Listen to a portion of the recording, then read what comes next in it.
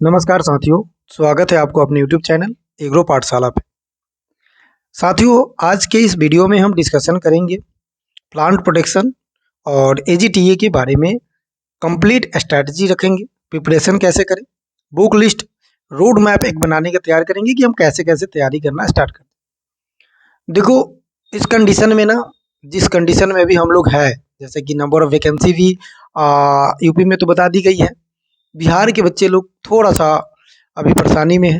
Vacancy तो आनी ही थी, वो आ भी जाती समय पे, लेकिन आपको पता है थोड़ा सा पॉलिटिकल कंडीशन जो है, स्थिति मतलब बिहार में स्टेबल नहीं है, जिसकी वजह से ये थोड़ी सी मंत्रालय वगैरह अनएक्टिव तरीके से काम कर रही है।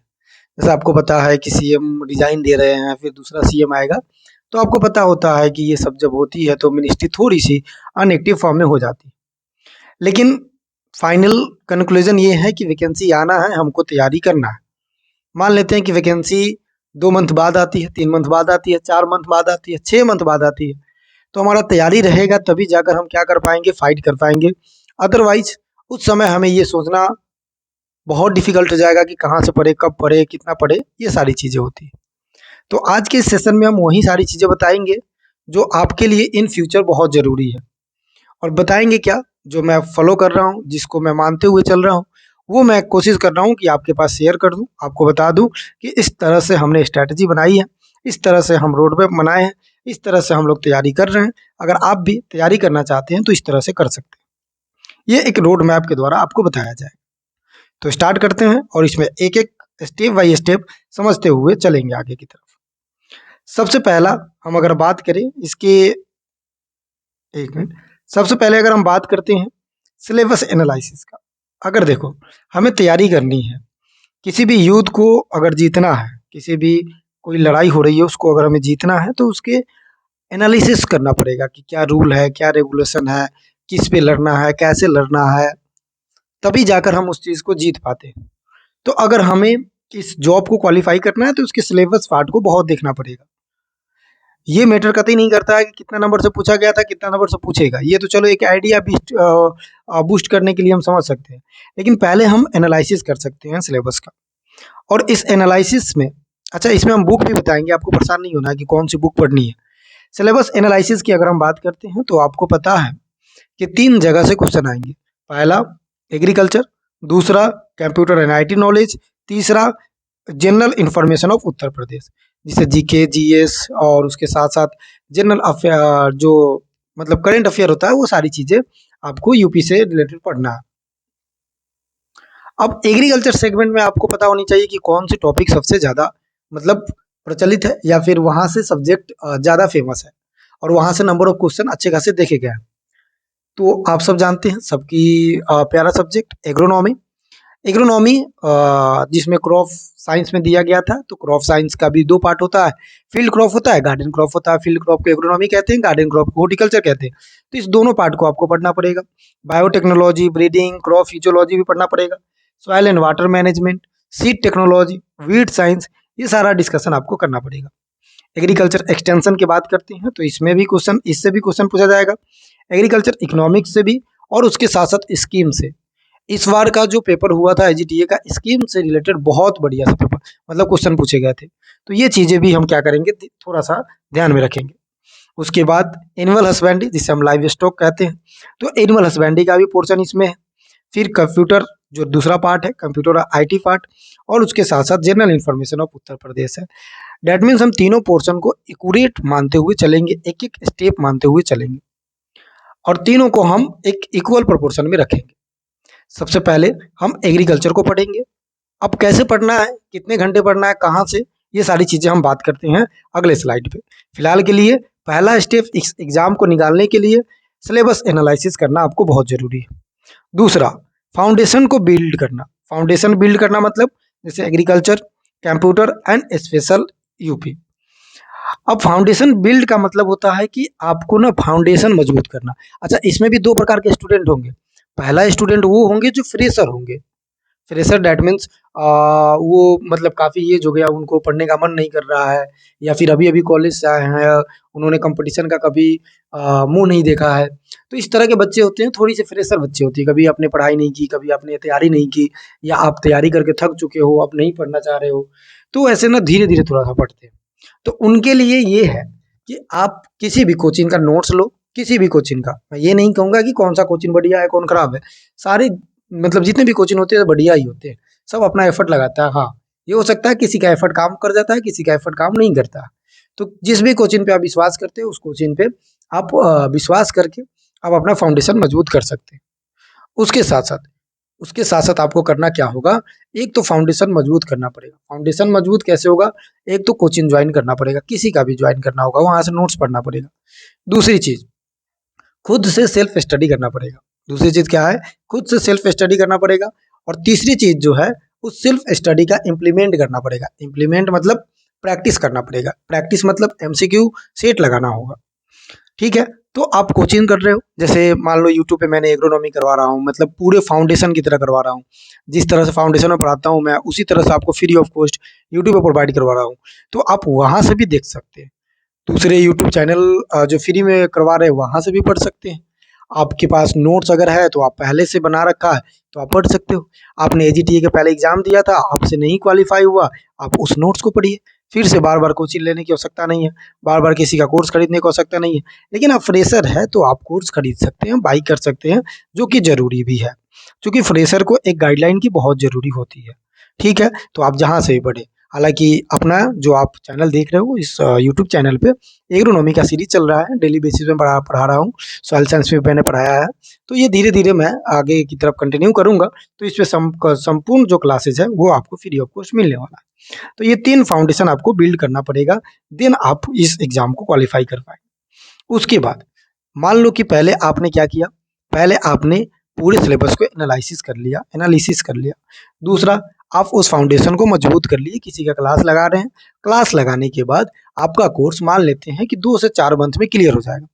कई बच्चे ये भी गलती कर देते हैं कि वो पढ़ते रहते हैं, जब तक एग्ज़ाम ना आए, जब तक क्लासेस लगाते रहते हैं। ऐसा नहीं करना है।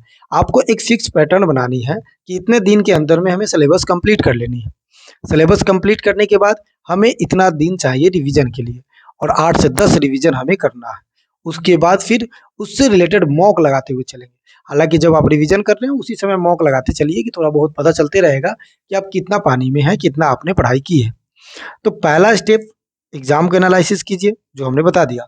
दूसरा स्टेप आपको करना क्या है? फाउंडेशन मजबूत करना है, जो हमने आपको बता दिया। तीसरा, उस सिलेबस का रिवीजन करना। मान लेते हैं कि आपने टारगेट रखा कि 3 मंथ के अंदर में हमारा ये टॉपिक या ये सब्जेक्ट एग्रीकल्चर समाप्त हो जानी चाहिए। अब 3 मंथ जैसे ही होता है, आप उसको बंद कर दें। कोशिश करना कि जल्दी हो जाए। अगर आपको 4 मंथ लेनी है, 4 मंथ ले लो, 5 मंथ, 6 मंथ, जो भी आप टारगेट बनाते हो। तो इस तरह से करके आपका सिलेबस समाप्त हो जाता है। जब सिलेबस समाप्त हो जाता है, सिर्फ आप उसको क्या करो, जैसे रिवीजन प्रैक्टिस पे डाल दो। रिवीजन प्रैक्टिस कैसे समझना?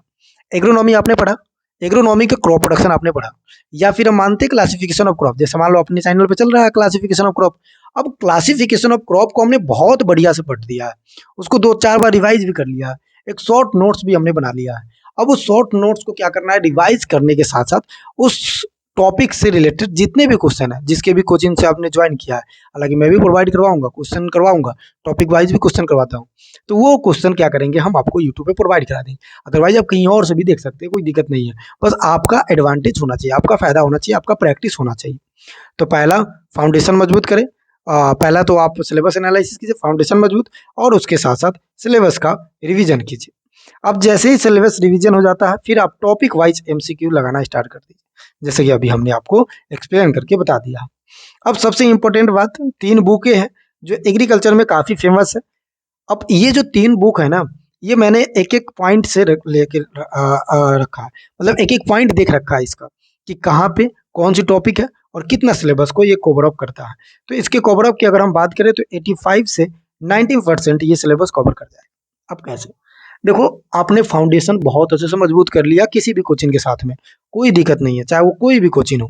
आपने फाउंडेशन को बहुत अच्छे तरीके से मजबूत कर लिया। आपने अपना नोट्स, और नोट्स ज़रूर बनाना। अगर कोई कोचिंग वाले बोले कि हमारे पास बुक है, नोट्स मत बनाना, बुक में ही बना लेना, तो मत फॉलो करना, मेरा मानना है। हो सकता है कि मेरी बात को आप मतलब ना एक्सेप्ट करो, लेकिन मेरा मानना है कि नोट्स जरूर बनाना। समय है अभी हमारे पास कि हम नोट्स बना सकते हैं, नोट्स जरूर बनाइएगा, ठीक है। तो ये प्रोसेस है, पहली चीज। दूसरी बात ये है, दूसरी बात क्या है, दूसरी बात ये है कि 3 जो बुक हम आपको बता रहे हैं उस बुक को जरूर याद रखिए। पहला, कृषि विज्ञान के मूलभूत सिद्धांत, यानी कि फंडामेंटल ऑफ एग्रीकल्चर प्रिंसिपल। इसको आपको पढ़ना है, अरुण कत्यायन की बुक है।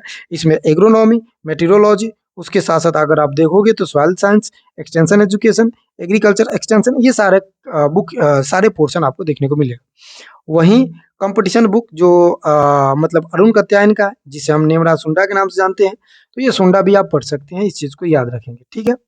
तो ये सुंडा भी क्या कर सकते हैं, पढ़ सकते हैं। इसमें जनरल एग्रीकल्चर, सस्य विज्ञान, मृदा विज्ञान, ये सारा पोर्शन इसमें दिया हुआ है जो आपके सिलेबस में मतलब है।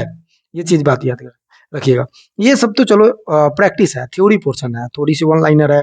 नेमरा सुंडा तो बुक मैं उतना मतलब नहीं बताना चाहता हूँ किसी को, लेकिन फिर भी ठीक है, क्योंकि नेमरा सुंडा ना फाउंडेशन मजबूत करने के लिए ठीक है, मतलब सॉरी, एक टाइम पे रिवीजन करने के लिए ठीक है, क्विक रिवीजन जिसे बोलते हैं।